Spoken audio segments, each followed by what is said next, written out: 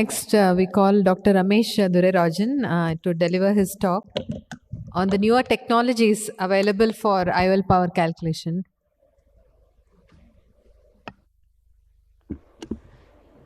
Thank you so much. Can you all hear me? You may have the echoes if I turn on both. Okay, there we go.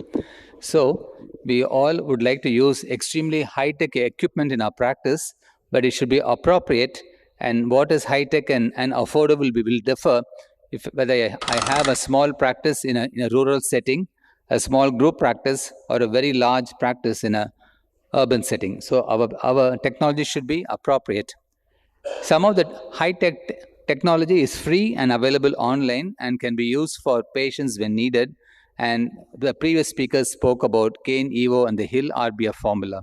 So in any unusual eye, please use these formulae.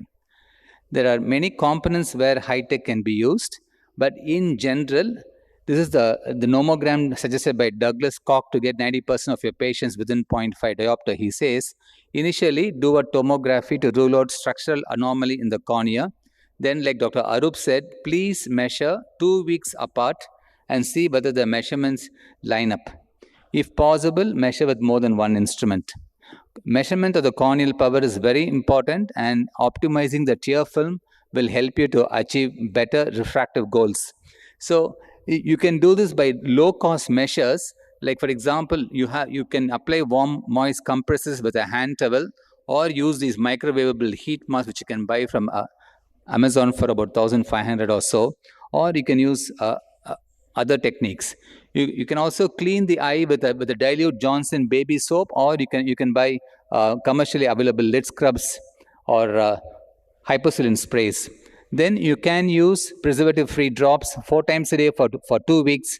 This is the standard used to generally optimize the tear surface. You have more expensive options like using a microsponge to remove the biofilm and the exfoliated cells that you can see on the photograph above. You can use an IPL, thermal pulsation, thermal expression, or go for a less expensive method like a Maskin's lid extractor. There are a lot of variable technology in axial length measurement, but in general, all optical biometers will give you excellent results.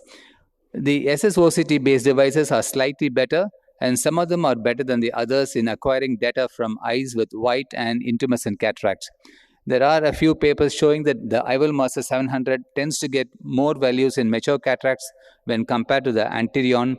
And when I compare those two, I found that TOMI can penetrate in some of those white cataracts and intumescent lenses where the IOL Master 700 fails.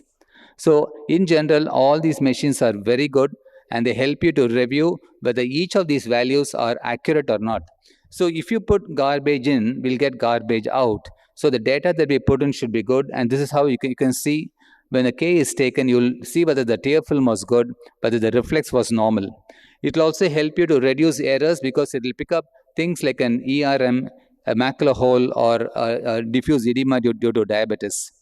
It will also help you to reduce errors because all these are posterior polar cataracts. But if you see the posterior capsule of these 3 patients, you see a nice clear posterior capsule that is not bulging out. So these will have a normal prognosis, and we don't have to discuss things like PCR and vitrectomy with these patients. As opposed to this particular patient, do we have a pointer here? So in this picture above, you can see a small bulge in the posterior capsule, and in the picture to the right, we can see 2 small tears in the posterior capsule. The person on the right had anti-VEGF injections in Tiruchi, and then he came to Chennai for his cataract because his daughter was staying there. So the more advanced equipment like this, these are pictures from the IOL Master 700, help you to pick up these unusual eyes and tell the patient that you will be better off with this particular instrument. So the OPD3 is also one instrument which is quite useful. So it will give you various values, including the corneal asphericity, and then you can decide what exactly is the type of lens you want to implant in the patient. It also gives you a pupil-based summary of the amount of cylinder the patient has and the axis in which it is there. And in an irregular axis, for example, in the same patient, there's a 2.38 cylinder when the pupils are dilated, and there's a 6 cylinder when the pupil is in the mesopic condition. So the actual axis that this patient will accept will differ depending on the pupil size, and this kind of information helps you to understand the patient better and discuss with him about what his needs are. So there's a cost-benefit ratio to putting in purchasing this high-tech equipment, because insurance payouts are kind of plateaued and they're not kept up with the ballooning costs. And there's a need, as a pressure on all of us to enter a volume game, as a cost per procedure is suboptimal. Now, why are we doing all this? We are doing all this mostly because we want better patient outcomes, but this should not come at the cost of us getting BP, diabetes, ischemic heart disease, and obesity, isn't it? So we should think whether this kind of high tech is appropriate and not pursue it just because it's available.